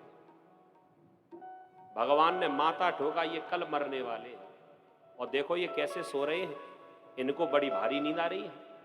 भगवान ने और किसी को तो नहीं जगाया, अर्जुन को जगा दिया। हे अर्जुन, अरे अर्जुन क्या करते हो? अरे तुम्हारी कल मृत्यु होने वाली है, बाबा ने कसम खा ली है, प्रतिज्ञा कर ली है कि कल एक पांडव को मार देंगे, और हमें मालूम है कि लक्ष्य तुम ही हो, कल के युद्ध में तुम्हारे ऊपर ही प्रहार होगा। शायद ये प्रतिज्ञा का समाचार तुमको मिला नहीं। अर्जुन ने कहा, हमें सब समाचार मिल गया, हमें सब मालूम है कि कल हमारी मृत्यु होने वाली है, लेकिन मैं तो आपके भरोसे सो रहा हूं। समाचार तो मुझे मिल गया कि कल मेरी मृत्यु होने वाली है, लेकिन एक तो बात मुझे भी अच्छी तरह मालूम है कि जब तक आप आगे हो तब तक मेरा बाल बांका नहीं हो सकता। तो महाराज, मैं तो आपके भरोसे सो रहा हूं, हमें चिंता नहीं अपनी, तुम्हें चिंता हमारी है। हमारी नाव का रक्षक सुदर्शन चक्रधारी। अरे मेरी रक्षा के लिए तो आप जाग रहे हो, तो जब आप ही हो मेरे आगे तो मुझे डरने की क्या आवश्यकता, मैं तो आपके भरोसे सो रहा हूं। भगवान इस बात को सुनकर इतने प्रसन्न हुए कि इतनी पूरे भरोसे के साथ, और पैर पसार कर सो रहा है तो चिंता मत कर, तेरा बाल भी बांका नहीं। भगवान ने अर्जुन को तो वहीं सोता छोड़ा, और भगवान द्रौपदी के शिविर में पहुंचे। सोचा अब बाबा की जो प्रतिज्ञा उसे खंडित तो करानी पड़ेगी, और युद्ध में तो साम दाम दंड भेद जैसे भी सब कुछ जायज है। तो आज भगवान अब छलिया तो है, तो कैसे छलिया, भगवान ने आज द्रौपदी को जाकर जगा दिया। द्रौपदी को जा पुकारा श्याम ने, चुपके से आवाज दी शोभा धाम ने। जागो बहन द्रौपदी अब सुबह हो गया, तुम बिन जीतना भी अब मुश्किल हो गया। बहन जी जाग जाओ। द्रौपदी ने कहा क्या हुआ, आधी रात के समय मेरे पास? कह दिया आधी रात नहीं, तुम तो समझो सवेरा हो गया। अरे महाराज अंधेरा है, अभी कहां सवेरा है। कह दिया बहन युद्ध में अब आपकी आवश्यकता पड़ गई है, आप मेरे संग चलो, तुम्हारे सुहाग के ऊपर संकट है। बाबा ने प्रतिज्ञा कर ली है कि कल के युद्ध में एक ना एक पांडव मारा जाएगा, और तुम अगर यहां पर सोती रही तो बहन जीवन भर रोती रहना, फिर मुझसे कुछ मत कहना। द्रौपदी के कान खड़े हुए, क्या करना होगा? भगवान ने कहा कि 16 श्रृंगार करो, बढ़िया नई साड़ी पहनो और लंबा सा घूंघट बनाकर हमारे संग चलो, जाकर बाबा को प्रणाम करना। और हमें अच्छी तरह पता है जब प्रणाम करोगी तो बाबा मुंह से आशीर्वाद तो देंगे, और जैसे ही वो आशीर्वाद तुम्हें मिल जाए तो बाबा फिर तुम्हारे सुहाग को कुछ कर नहीं सकते। अपनी प्रतिज्ञा ही तोड़नी पड़े लेकिन तुम्हारे सुहाग को मारेंगे नहीं, उजाड़ेंगे नहीं। द्रौपदी ने कहा महाराज आपकी बातें हमारी समझ नहीं आती। अरे जो हमारे पति को मारने की कसम खा चुका है वो हमको आशीर्वाद क्यों देगा? भगवान ने कहा देखो चोरी करने में हम एक्सपर्ट हैं, चोरी करना हमें आता है, तुम चोरी नहीं करती, तुम्हें पता नहीं ये काम कैसे होगा वो मैं जानता हूं, तुम तो बढ़िया श्रृंगार करो। द्रौपदी ने सुंदर श्रृंगार किया, बढ़िया गहरे रंग की साड़ी पहनी, लंबा सा घूंघट बनाया और भगवान से कहा चलो हमारे संग। आधे रास्ते पर जब पहुंचे भगवान ने सोचा कोई गुप्तचर हमें ना देख ले, तो भगवान ने अपना भी चेहरा ढक लिया, पीतांबर लेकर लंबा सा घूंघट बना लिया, कोई हमें ना पहचाने। और भगवान रास्ते में समझाते आ रहे हैं सुनो मुंह से कुछ बोलना मत, अपना चेहरा दिखाना मत, तुम तो जाकर सीधे उनके चरणों में सिर रख देना, अगर वो आशीर्वाद ना दे तो थोड़ी अपनी चूड़ियां बजा देना, उनको पता तो लगना चाहिए कोई हमें प्रणाम कर रहा है। ठीक है महाराज, पूरा पाठ पढ़ा दिया और भगवान तो बाहर दरवाजे पर रह गए। शिविर में बाबा माला फेर रहे थे, भजन कर रहे थे, और उधर द्रौपदी लंबा सा घूंघट बनाए हुए छम छम करती हुई और बाबा के सामने पहुंची। भगवान ने इशारा किया सिर झुका दो, अपना सिर लेकर और चरणों में रख दिया, और जो चरणों में सिर रखा सो क्या आशीर्वाद निकला सुन लीजिए जरा, बड़े ध्यान से सुनिएगा। प्रातः की सुंदर बेला में, प्रातः की सुंदर बेला में, प्रातः की सुंदर बेला में, प्रातः की सुंदर बेला में भीष्म की लगी समाधि थी, भीष्म की लगी समाधि थी, चित हरि चरणों में लगा हुआ उस दम न कोई उपाधि थी, चित हरि चरणों में लगा हुआ उस दम न कोई उपाधि थी। द्रौपदी ने जाकर सिर टेका, द्रौपदी ने जाकर सिर टेका, चरणों में वीर पितामह के, चरणों में वीर पितामह के, चरणों में कौन झुका देखा भीष्म बाबा एकदम जागे, चरणों में कौन झुका देखा भीष्म बाबा एकदम जागे, चरणों में कौन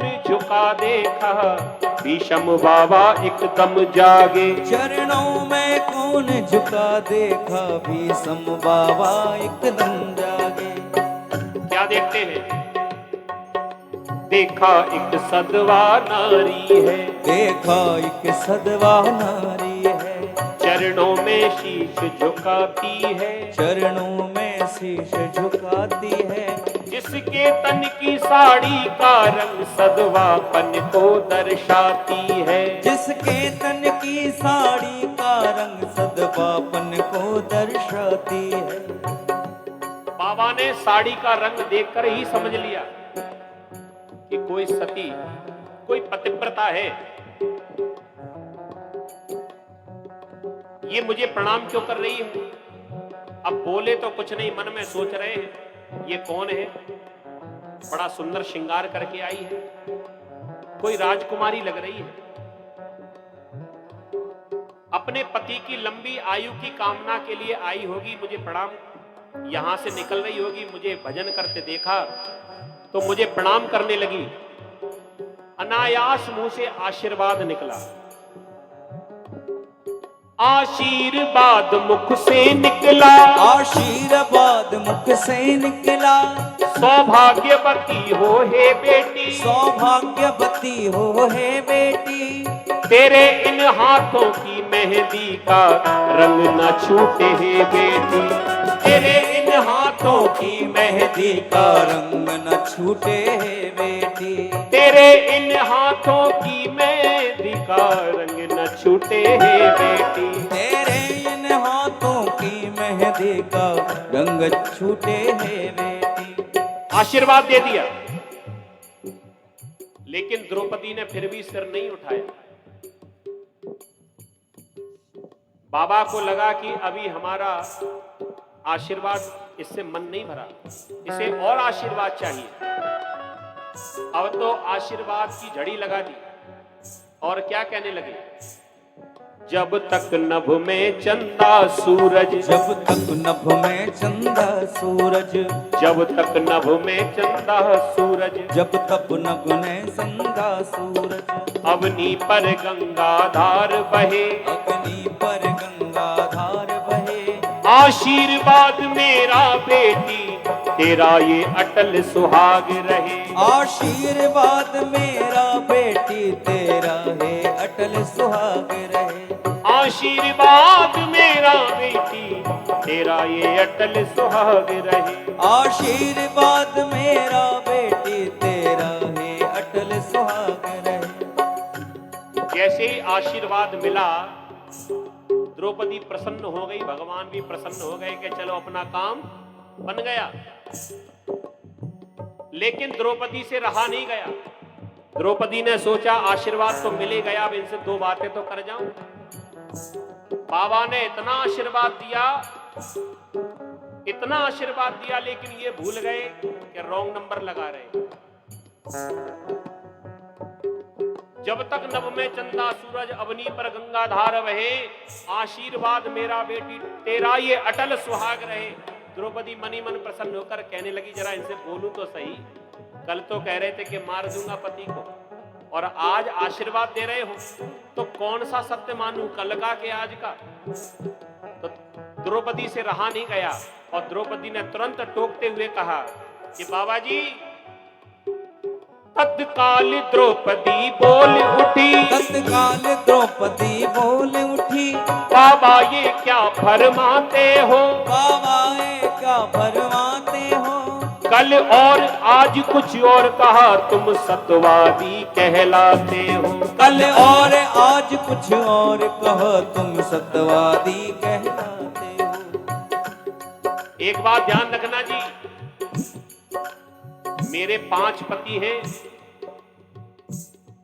मेरे उन 5 पतियों में, मेरे उन 5 पतियों में, यदि एक भी मारा जाएगा, यदि एक भी मारा जाएगा, आशीर्वाद तेरा बाबा झूठा ही माना जाएगा, आशीर्वाद तेरा बाबा झूठा ही माना जाएगा, आशीर्वाद तेरा बाबा झूठा ही माना जाएगा, आशीर्वाद तेरा बाबा झूठा ही माना जाएगा।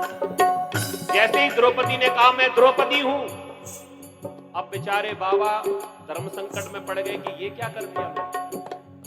और जो द्रौपदी की आवाज सुनी, द्रौपदी के वचनों को सुनकर, द्रौपदी के वचनों को सुनकर, हाथों से माला छूट गई, हाथों से माला छूट गई, चित हरि चरणों से अलग हुआ, चित चोर समाधि टूट गई, चित हरि चरणों से अलग हुआ, चित चोर समाधि टूट गई, चित हरि चरणों से अलग हुआ, चित चोर समाधि टूट गई, चित हरि चरणों से अलग हुआ, चित चोर समाधि टूट गई।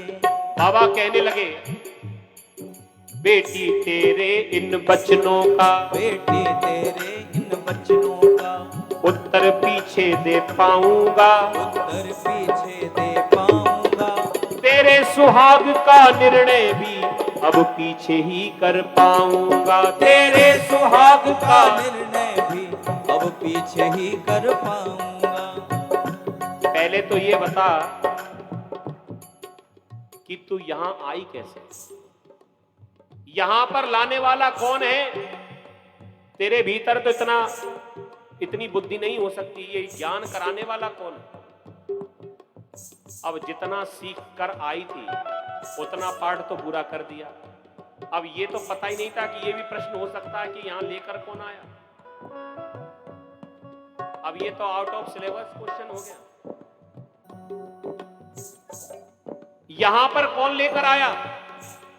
अब द्रौपदी ने दृष्टि घुमाई बाहर की तरफ, क्या बोलूं, भगवान ने वहीं से इशारा किया। अब द्रौपदी ऐसी जगह खड़ी थी जहां से बाबा को भी देख रही है और भगवान को भी देख रही है, और बाबा ऐसी जगह बैठे थे केवल द्रौपदी को ही देख पा रहे, बाहर कौन है उन्हें दिखाई नहीं पड़ा। द्रौपदी ने धीरे से टेढ़ी निगाह करके बाहर देखा और भगवान से पूछा क्या बोलूं। सो भगवान ने वहीं से इशारा, चोरों के इशारे होते, वहीं से इशारा कर दिया, तेरे हाथ आऊं तेरे पांव छूं, मेरो नाम मत लियो, मेरो नाम अगर तेने ले दियो तो बाबा तुझसे तो कुछ नहीं कहेगा, मुझे छोड़ेगा नहीं। अब बेचारी द्रौपदी फंस गई चक्कर में। बाबा कह रहे कौन लेकर आया? भगवान ने कहा मेरा नाम मत लेना। द्रौपदी बेचारी झूठ बोल पड़ी और द्रौपदी ने कहा कि कोई नहीं, मुझे कोई लाने वाला नहीं है। बाबा समझ गए कि कोई बाहर खड़ा है, बार बार बाहर देख रही है तो कोई बाहर खड़ा है। कौन है बाहर? द्रौपदी ने घबराहट में आकर कह दिया, अरे वो एक मेरी दासी है, वो चलने की कह रही कि जल्दी चलो। बाबा समझ गए कि जरूर दासी में ही गड़बड़ है, जरा देखूं तो कौन दासी है जो यहां तक ले आई और आशीर्वाद मिला नहीं कि जल्दी मचाने लगी चलने की, जरा देखूं तो कौन दासी है। बाबा तुरंत खड़े हुए बाहर की ओर जाने लगे। अब भगवान अपना संभलने के लिए प्रयास करने लगे, अपना जो पीतांबर था उसे और बढ़ाने लगे कहीं हम दिखाई ना पड़ जाएं। बाबा आगे बढ़े, भगवान ने अपना पीतांबर बढ़ाया, बाबा के पैर बढ़ रहे हैं, भगवान के हाथ बढ़ रहे हैं, और घूंघट खिसकाया और लंबा घूंघट किया। बाबा और पास आए, भगवान ने और घूंघट बढ़ाया और बढ़ाते बढ़ाते इतना बढ़ाया कि ये भूल गए कि पीछे भी गुंजाइश तो होना चाहिए। इतना घूंघट बढ़ाया कि पूरा का पूरा पीतांबर आगे गिर गया और भगवान का मोर मुकुट दिखाई पड़ गया।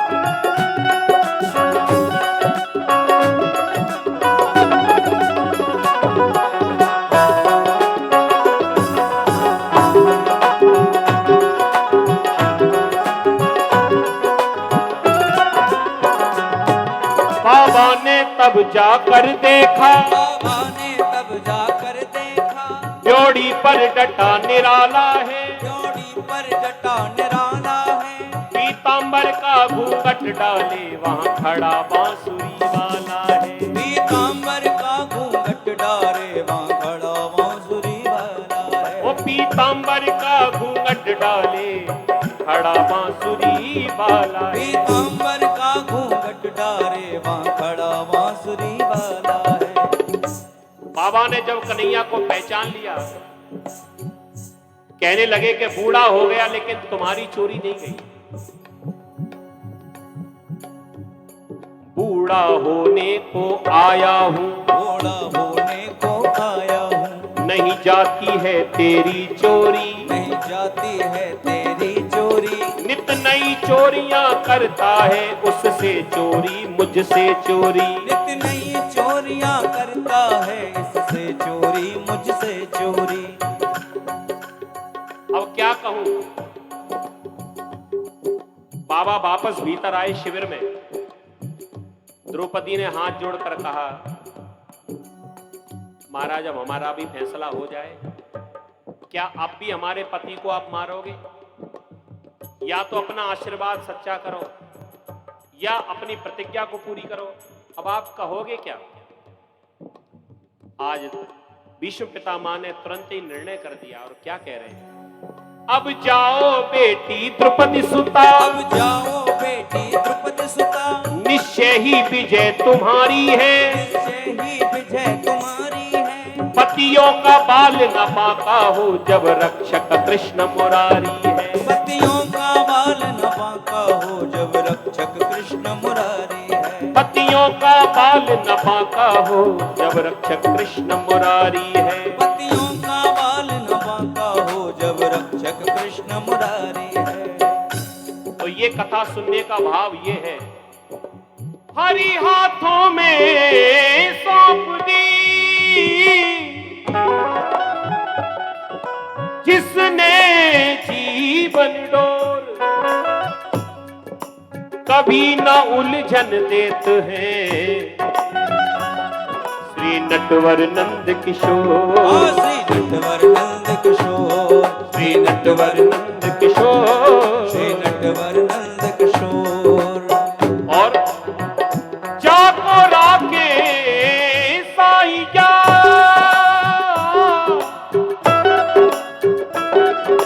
मार सके ना कोई, बाल ना बाको कर सके,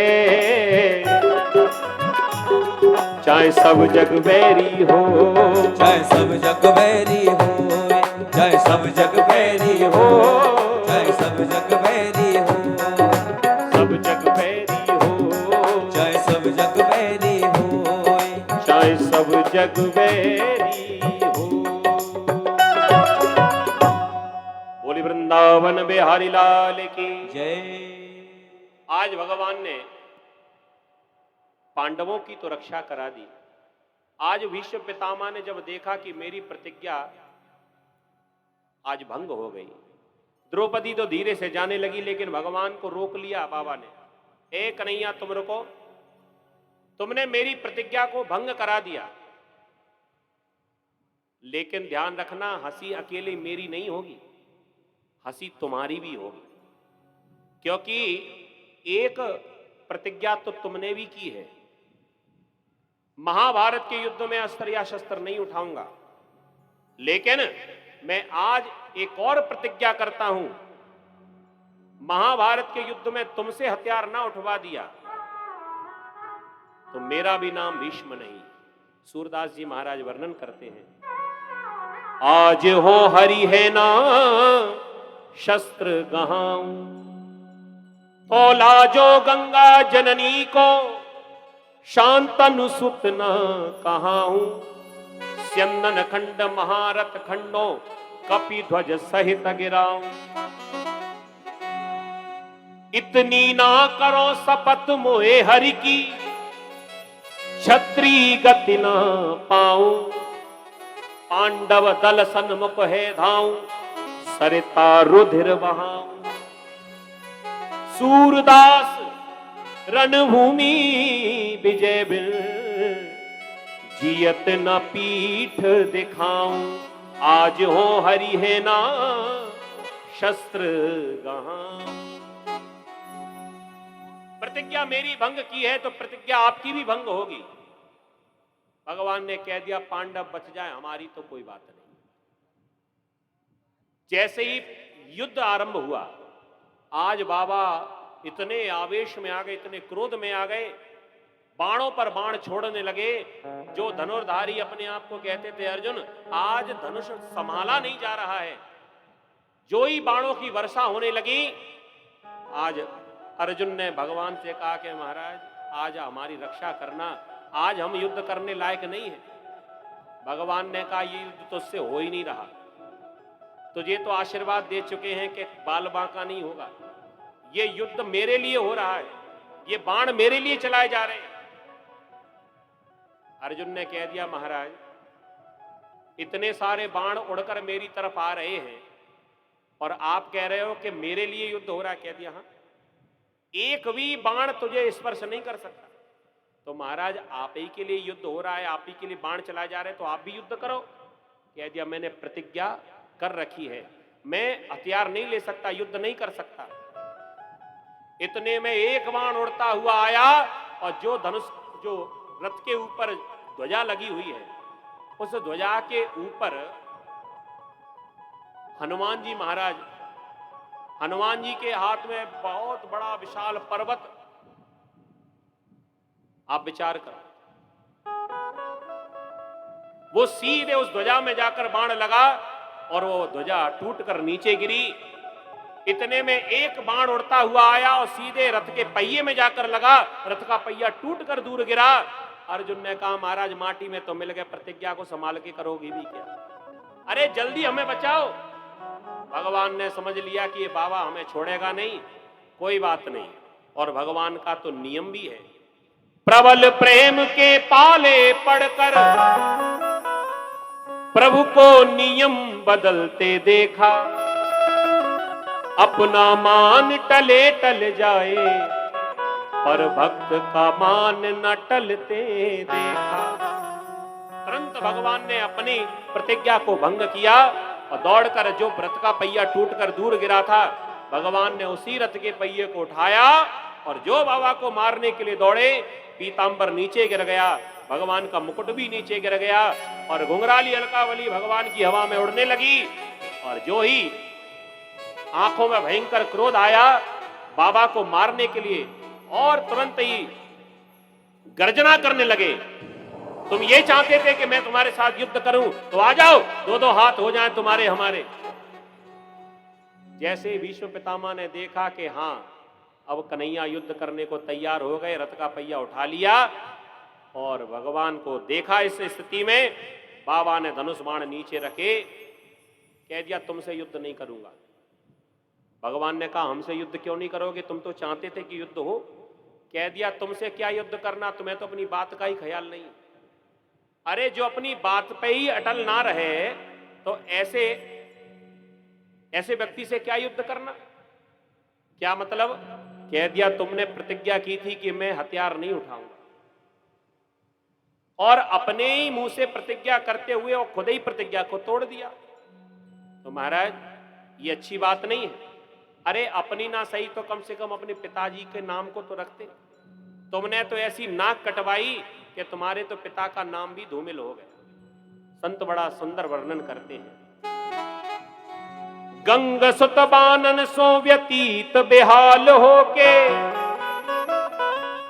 पारथ पुकारो है शरणागति, समर समक्ष धाये काना रथ चक्र लेके, बिंदु कबिया की ज्योति रवि समजागती।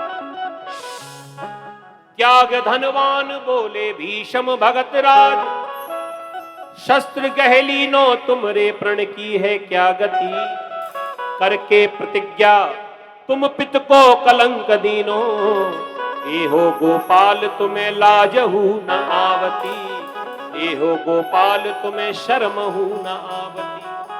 तुम्हें शर्म नहीं आती, तुमने प्रतिज्ञा करी, तुमने अपने कुल की लाज, अरे देखो ना कैसा बदनाम कर दिया नाम, तुमने अपने पिताजी के नाम की भी रक्षा नहीं कर पाई। भगवान कहने लगे आपने अपनी बात कह दी हो तो हम भी कुछ कहें, हाँ कहो ना। तो भगवान ने कितना सुंदर उत्तर दिया। भगवान कहने लगे, बोले घनश्याम सुनो भीषम भगत राज, मोहे जन्म देवे बारे यह जग में अपार है, सिंधु खंब धरणी पाषाण सो प्रगट हो, कहानो बखानो मेरे अमिट अवतार हैं, को कहे मोको वसुदेव देवकी को लाल, को कहे मोको नंद यशोदा को कुमार है, जाके एक बाप बचावे निज लाज सोई, मेरे कहां लाज मेरे बाप तो हजार हैं, मेरे कौन लाज मेरे बाप तो हजार हैं।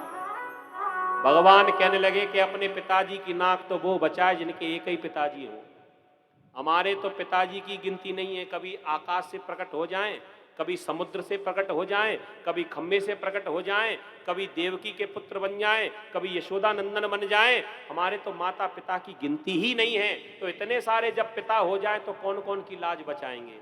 और हजारों बापों में से अगर दो चार की कट भी जाए तो क्या फर्क पड़ता है। प्रेम से बोलो राधे राधे।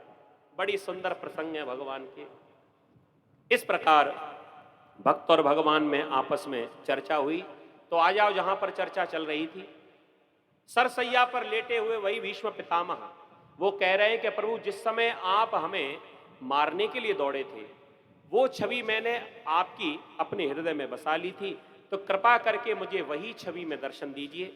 भगवान ने वापस वही छवि बनाई और उस छवि का दर्शन करते करते विश्व पितामह ने अपने प्राणों को छोड़ दिया और दिव्य ज्योति निकली भगवान में समाहित हो गई। बोलिए भक्तवत्सल भगवान की जय। श्री सूत जी महाराज वर्णन करते हैं विश्व पितामह के ऊपर कृपा करने के बाद भगवान द्वारिका की ओर जाने लगे। रानियों ने वहां जाकर स्वागत किया। शौनक जी महाराज ने प्रश्न पूछा, महाराज क्षमा करना, हमें ऐसा लगता है कि थोड़ी सी कथा कहीं आप छोड़ गए। कौन सी? शौनक जी महाराज ने याद दिलाया कि अभी अभी आपने कथा में सुनाया था कि भगवान ने उत्तरा के गर्भ की रक्षा की। आपने सारी चर्चाएं सुना दी, लेकिन ये तो बताया ही नहीं कि भगवान ने जिस बालक की रक्षा करी वो बालक का फिर आगे हुआ क्या। हाँ हाँ, मैं तो भूल ही गया। तुरंत सूत जी महाराज को अपने जो प्रसंग था वो याद आया और अपने प्रसंग पर आकर सुनाने लगे। कहने लगे, अरे भैया मैं तो भूल ही गया, भगवान की कथा के प्रसंग में इतना बह गया मुझे मालूम नहीं चला। लेकिन धन्य है तुम्हारे जैसे श्रोता जब हो तो फिर वक्ता भटकता नहीं है। ध्यान रखिए जी, श्रोता जब अच्छे मिल जाएं तो वक्ता से अच्छी कथा निकलवा सकते हैं। श्रोता जब श्रोता है तो वक्ता फिर अच्छा वक्ता है, और श्रोता कहीं सोता है तो फिर वक्ता फिर बकता है जो मन में आए। हाँ, अब सुनने वाला कोई नहीं है तो फिर जो मन में आए सो बको।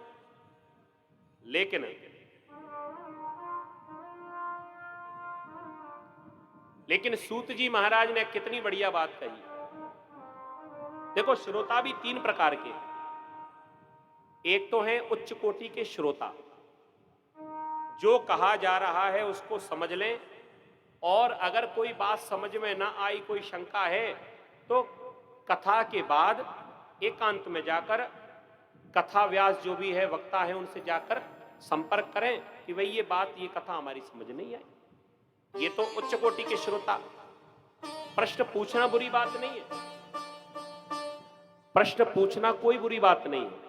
भाई प्रश्न तो पूछा ही जाना चाहिए, लेकिन प्रश्न कैसा होना चाहिए जी, जो जिससे हमारा कल्याण भी हो रहा। जीव के कल्याण की बात अगर पूछी जाए तो प्रश्न अच्छा प्रश्न है। लेकिन क्या बताएं, आजकल हम लोग जो प्रश्न करते हैं, कई बार तो वक्ता की परीक्षा के लिए प्रश्न किया जाता है, जरा देखें तो ये कितना जानते हैं। आप तो बहुत अच्छे श्रोता हैं, बहुत सम्मान आपका, प्रेम हमें मिल रहा है कल से, लेकिन आपको बताएं कई बार ऐसे भी श्रोता मिल जाते हैं। एक सज्जन हमें मिले और उन्होंने हमसे आकर पूछा, महाराज हमें एक बात पूछनी। पूछिए। हाथ जोड़कर कहने लगे, हमें यह बता दो कि दशरथ जी के भतैया का नाम क्या था। अब विचार करके देखिए, दशरथ जी के भतैया से इनको क्या लेना देना। दूसरी बात, हम लोग इतनी कथाएं सुनते हैं, इन कथाओं का उद्देश्य क्या है आपको मालूम है? इन कथाओं का उद्देश्य यह है कि संसार के सारे नाम भूलकर केवल एक राम नाम हमको याद रहे, बाकी सारे नाम हम भूल ही जाएं। यही तो कथा का उद्देश्य है। लेकिन हम कथाओं में जाने कहां चक्करों में पड़े रहते हैं। अरे भैया, प्रश्न ऐसा होना चाहिए जिससे जीव का कल्याण हो। प्रश्न ऐसा होना चाहिए कि हमारा मन भगवान के भजन में कैसे लगेगा। प्रश्न ऐसा होना चाहिए।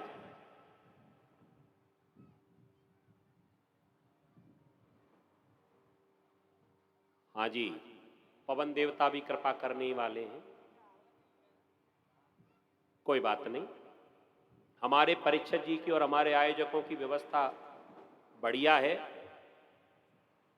और भगवान करेंगे तो सब अच्छा ही रहेगा। बोलिए भक्त वत्सल भगवान की, बोलिए हनुमान जी महाराज की। थोड़ा हनुमान जी का गुणगान कर लेते हैं, हैं? जय हो।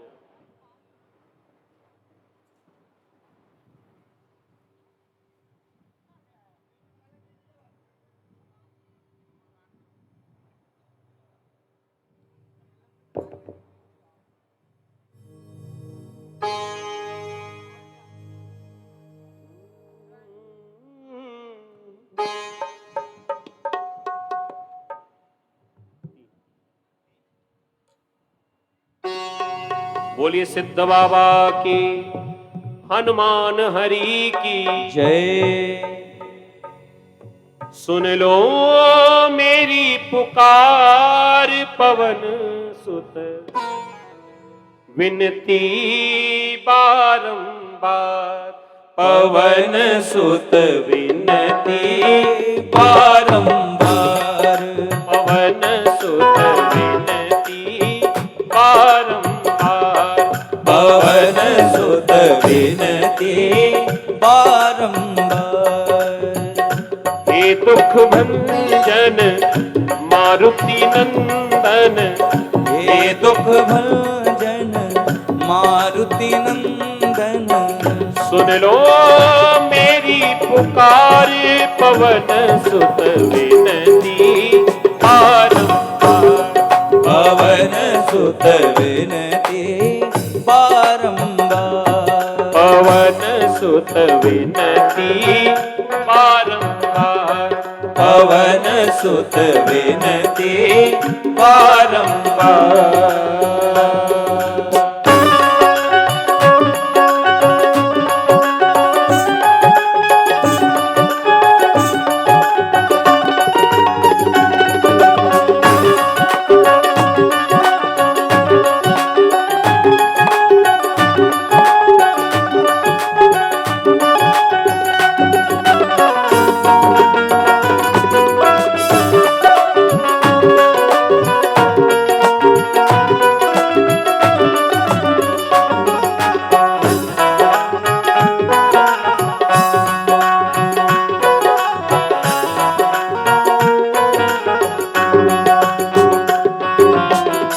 अपरंपार है शक्ति तुम्हारी, अपरंपार है शक्ति तुम्हारी। अपरंपार है शक्ति तुम्हारी। अपरंपार है शक्ति तुम्हारी। तुम पर रीझे अवध बिहारी, तुम पर रीझे अवध बिहारी। तुम पर रीझे अवध बिहारी। तुम पर रीझे अवध बिहारी। भक्ति भाव से ध्याऊं तो है, भक्ति भाव से ध्याऊं तो है। करो दुखों से प्यार पवन सुत विनती बारंबार। पवन सुत विनती बारंबार। हे दुख भंजन मारुति नंदन, हे दुख भंजन मारुति नंदन। सुन लो मेरी पुकार पवन सुत विनती बारंबार। पवन सुत विनती बारंबार।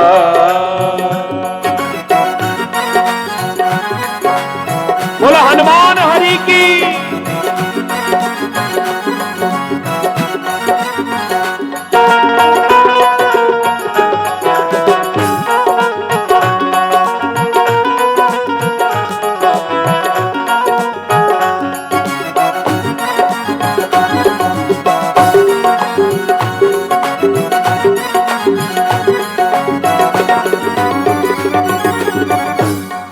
सिद्धि नव निधि के दाता, अष्ट सिद्धि नव निधि के दाता, दुखियों के तुम भाग्य विधाता, दुखियों के तुम भाग्य विधाता, सिया राम के काज सवारे, सिया राम के काज सवारे, मेरा भी कर उद्धार पवन सुत विनती, बार पवन सुत विनती, बारंबार पवन सुत विनती, बारंबार पवन सुत विनती, बारंबार।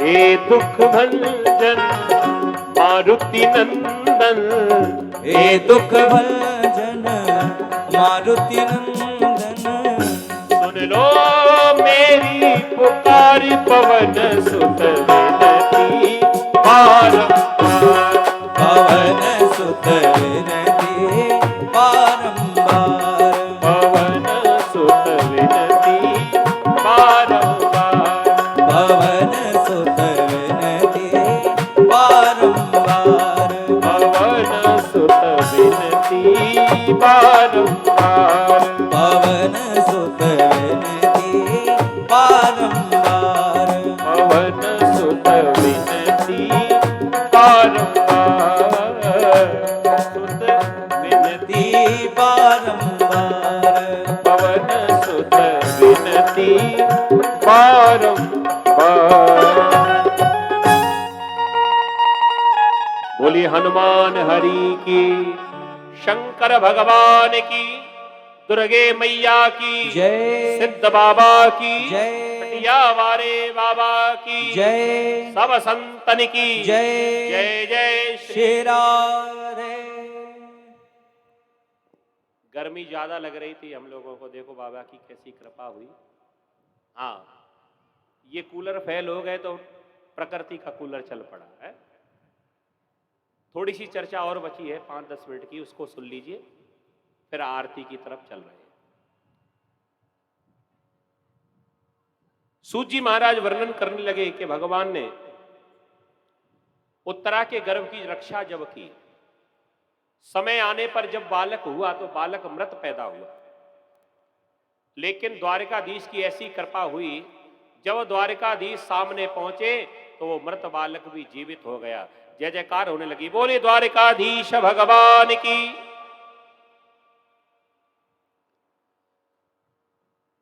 उस बालक का नाम हुआ परीक्षित। वही परीक्षित है। सूत जी महाराज कहने लगे इनका नाम परीक्षित इसलिए पड़ा क्योंकि जिसकी भी गोद में जाए उसकी परीक्षा करने लगे, सो परीक्षित नाम पड़ गया। जब कलिकाल का समय नजदीक आया, द्वापर का समय जब पूरा होने लगा, भगवान अपनी समस्त लीलाओं को पूरा करके इस धराधाम को छोड़कर परम धाम के लिए जाने लगे। अर्जुन को जब यह पता चला कि भगवान हमें छोड़कर चले गए हैं इस दुनिया संसार से परम धाम के लिए, तो भगवान को याद करते हुए अर्जुन को बड़ा कष्ट हुआ। ये समाचार जाकर जब धर्मराज युधिष्ठिर को सुनाया, मैया कुंती ने सुना, सो मैया कुंती ने सुनते ही अपने प्राण छोड़ दिए। पांडवों ने विचार किया जब कन्हैया नहीं है, जब मैया नहीं है संसार में, तो हम भी संसार में रहकर क्या करेंगे। सो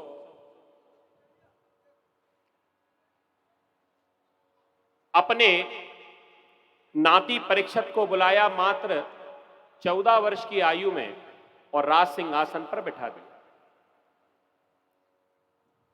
सूत जी महाराज वर्णन करने लगे बड़ी छोटी सी आयु में बड़ी भारी जिम्मेदारी परीक्षित जी के कंधों पर आ गई।